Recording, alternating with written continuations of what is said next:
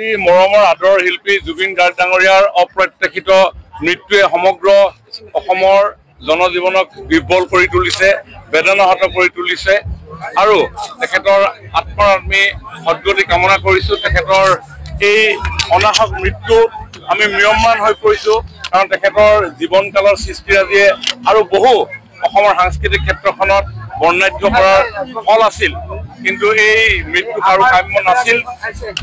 তথাপিও মৃত্যুক আমি মানি ল'ব লাগিব। মৃত্যু কাৰো কাৰণে কাম্য নহয়, কিন্তু অৱশ্যম্ভাৱী।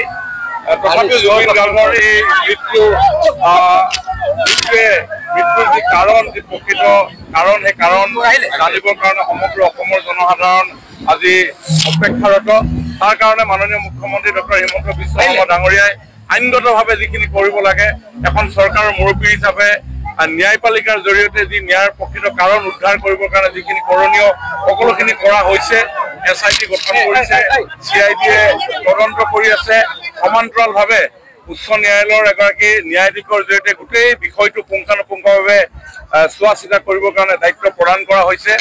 কিন্তু এইখিনি কৰাৰ পিছতো অসমত এনেকুৱা ধৰণৰ এটা বাতাবৰণ নিৰ্মাণ হ'ল যে যি বাতাবৰণে কিছু বিভ্ৰান্তিৰ পৰিৱেশ সৃষ্টি কৰিছে, আৰু ভাৰতীয় জনতা পাৰ্টীয়ে তেনেধৰণৰ বিভ্ৰান্তিকৰ পৰিৱেশ কেতিয়াও হোৱাটো নিবিচাৰে।